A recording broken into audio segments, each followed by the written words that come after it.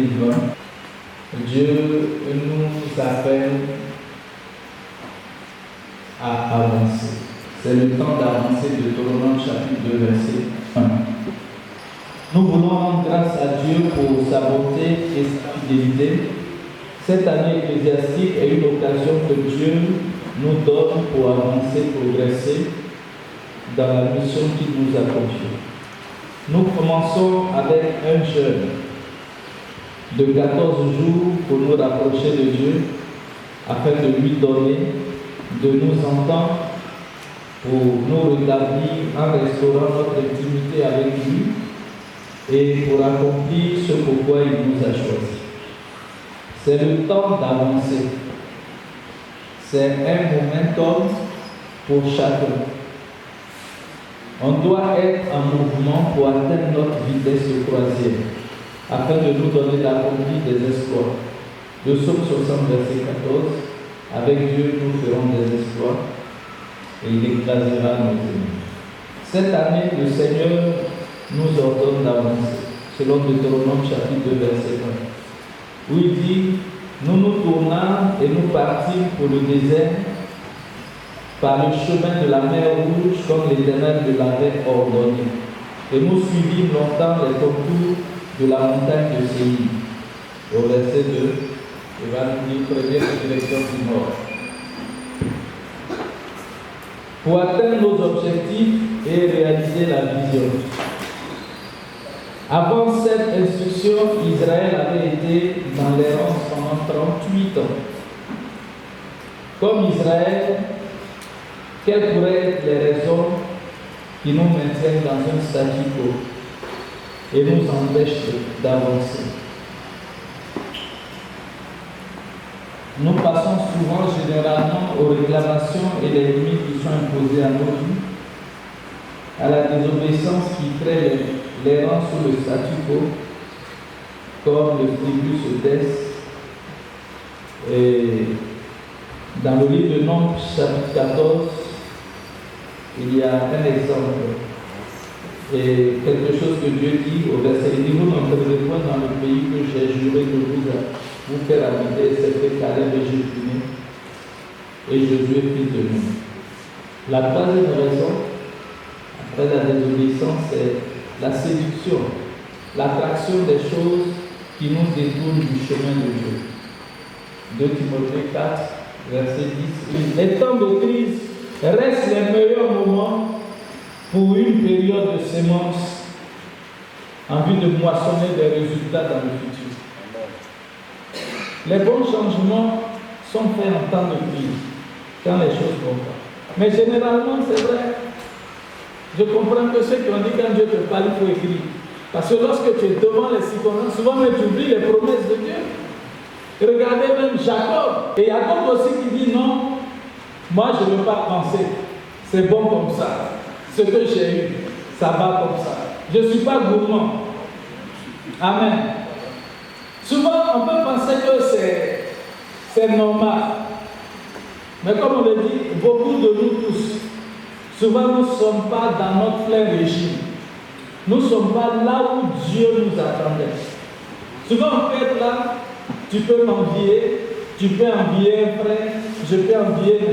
Chacun connaît les défis réels auxquels il est confronté, ce qu'il vit, les opportunités qu'il a ratées, les amertumes qu'il a par rapport au fait de n'avoir pas été 5 sur 5 avec Dieu par rapport à son programme et à son. Donc c'est important de comprendre que nous devons suivre Dieu. Souvent, et ça c'est spirituel, il y a des limites, on prend le temps de prier, de continuer à prier pour ça, mais il y a des limites qui sont imposées. Mais je le dis, dans nos familles, il y a des autels qui prient comme nous. Mais vous savez pourquoi est-ce que Dieu t'a touché? Dieu a permis que tu sois converti. C'est pour que tu puisses arrêter le fléau. Ce que toi tu as souffert, c'est pour ne plus que tes enfants souffrent. C'est pour ça que c'est toi qui dois marquer les limites. Et c'est toi qui dois parler.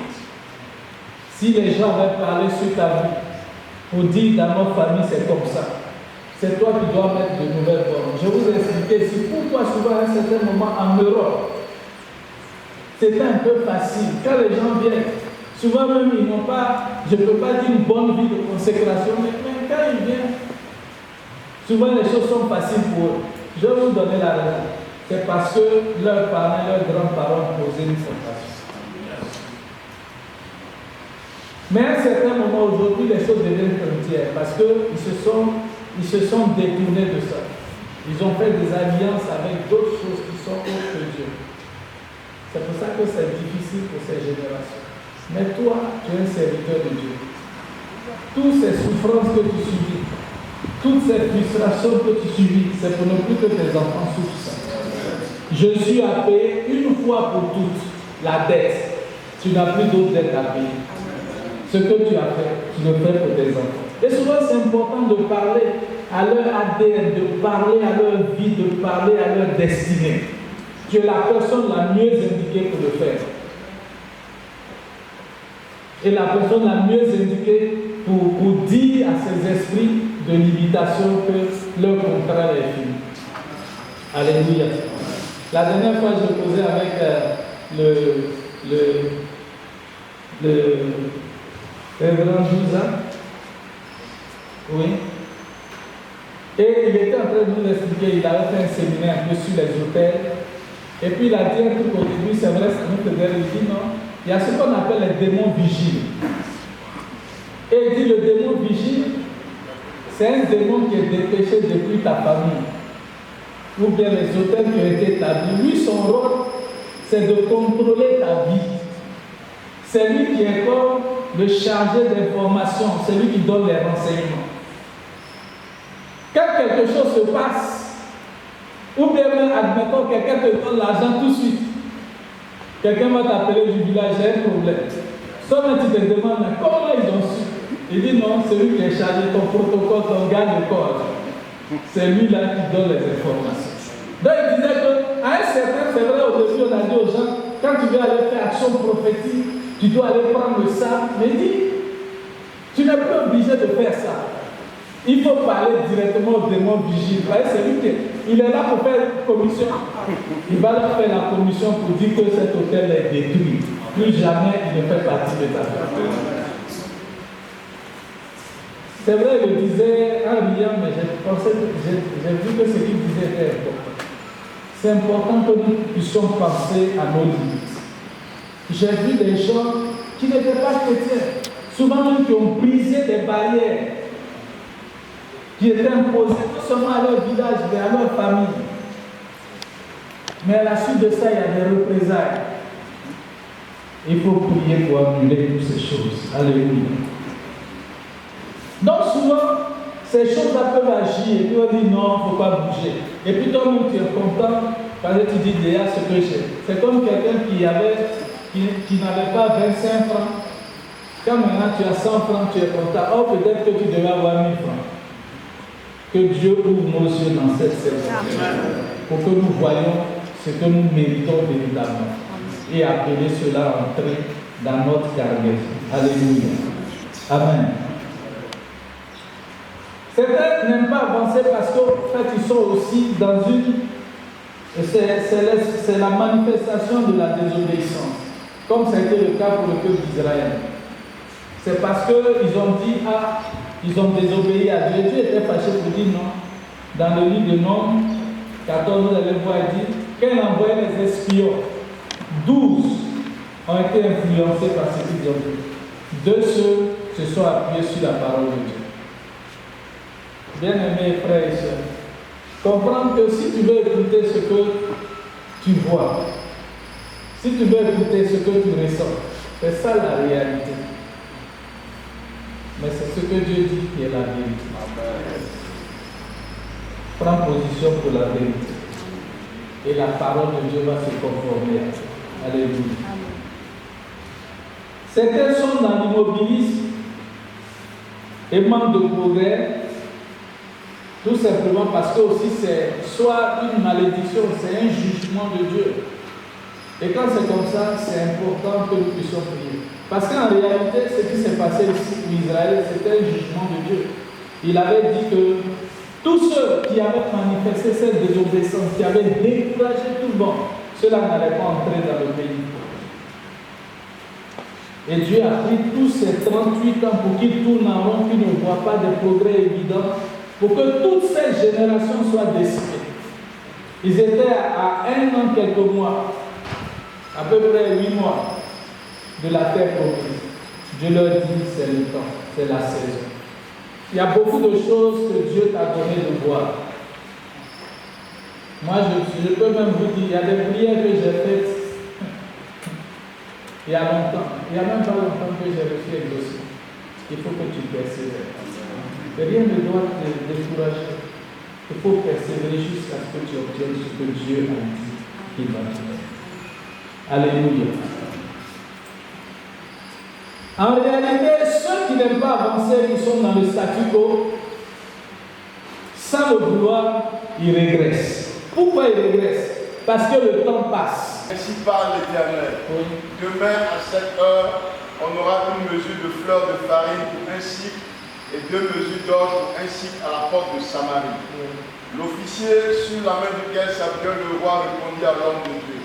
Quand l'Éternel ferait des fenêtres au ciel, pareille chose arriverait-elle? Je veux prendre la parole de l'officier. Il dit que l'Éternel ferait pareille chose dans le ciel quand Dieu va mettre des fenêtres.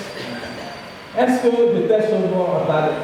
Moi, ce que j'ai aimé, ce qui est important, c'est la première phrase. Quand il dit quand de pareilles choses apparaîtraient dans le ciel, si Dieu met des fenêtres dans le ciel, si déjà il croit que Dieu peut mettre des fenêtres dans le ciel, c'est le plus important. Si tu crois que Dieu peut faire, c'est le plus important. Si tu crois que Dieu peut réaliser, c'est le plus important, c'est le plus grand pas. Regardez l'attitude des lépreux. Des lépreux, des gens qui ont des difficultés pour avancer, des gens qui ont des problèmes. Souvent même, leurs doigts, leurs orteils, tout est déjà bouffé. Mais ils sont devant une réalité. Oui, saute un peu, oui. Il y avait à l'entrée de la porte 4 lépreux qui se dirent l'un à l'autre. 4 lépreux, pour montrer que c'est un phénomène universel. Ça peut se passer partout.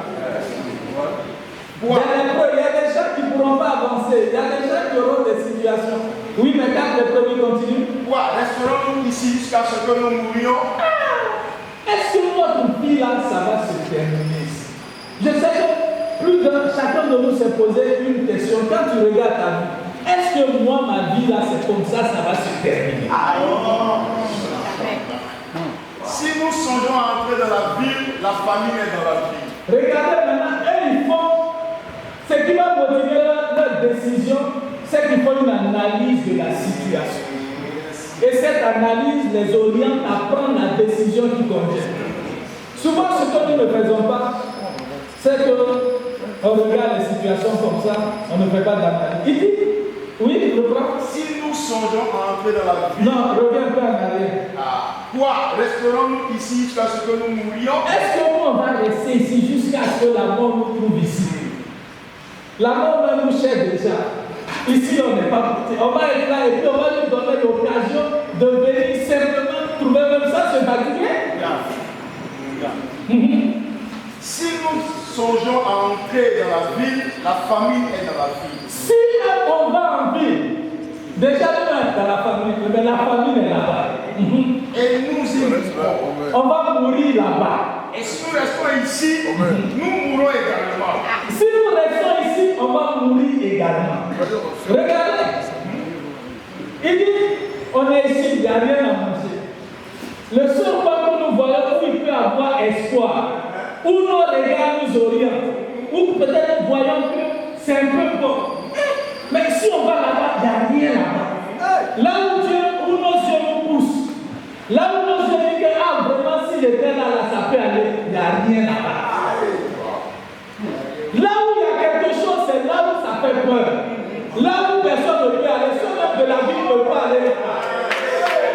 C'est le lieu où on a mis toi sur la route ici, il n'y a pas de passage. Mais regardez les lépreux. Allons-nous jeter dans le camp des Syriens? Regardez, ils n'ont pas dit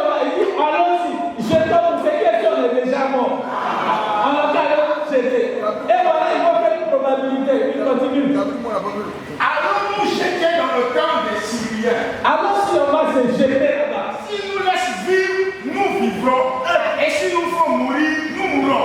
vous voyez, leur analyse est très simple.